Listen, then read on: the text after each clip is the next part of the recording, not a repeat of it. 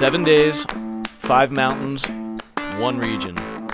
This is the good life.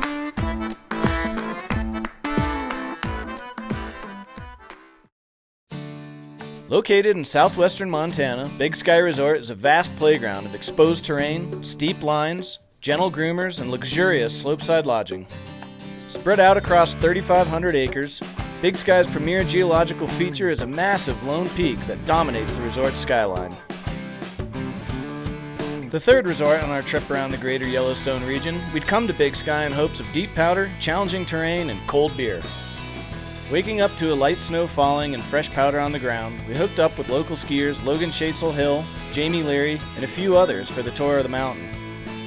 Stepping into our bindings, the base area was relatively quiet, as the lift lines were more or less non-existent. We figured something must be wrong since it was a Saturday, but as the day moved along, we learned that lift lines and tracked out powder isn't something you find much of at Big Sky. Riding up our first lift as the snow continued to fall, we talked with our new friends about what to expect. Powder, exposure, trees, and some of the best skiing we'd done all year, we were told. And as we'd come to find out throughout our journey, they were right on.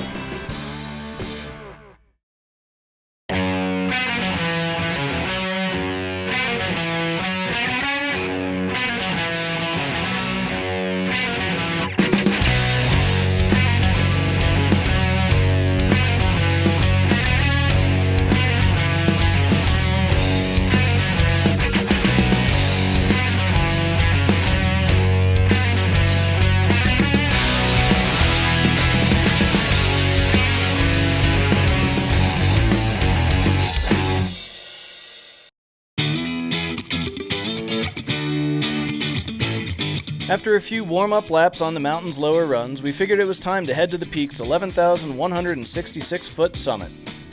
Installed in 1995, the beer can-shaped Lone Peak Tram transports 15 skiers and riders to some of the most rowdy, inbounds terrain found anywhere in North America.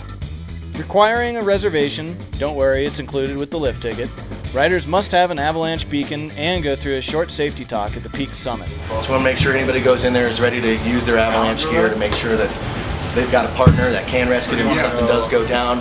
And also, we don't want people skiing on top of each other, because if you do decide to cartwheel, lose a ski or something, it's going to hit your partner. It's so tight in there.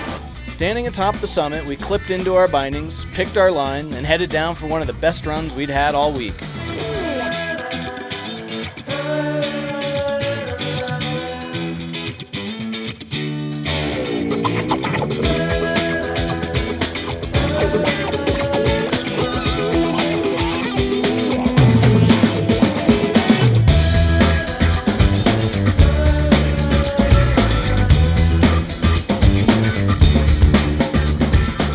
After a few more laps and as the day wound down, we headed back to the base for a few beers and a quick dip in the hot tub.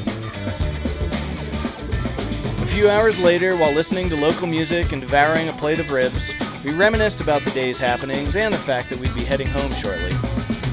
Tomorrow, before flying back home from Bozeman, we are headed to Bridger Bowl, a true ski area known for its no-frills atmosphere, long boot packs, and home of legendary cold smoke powder.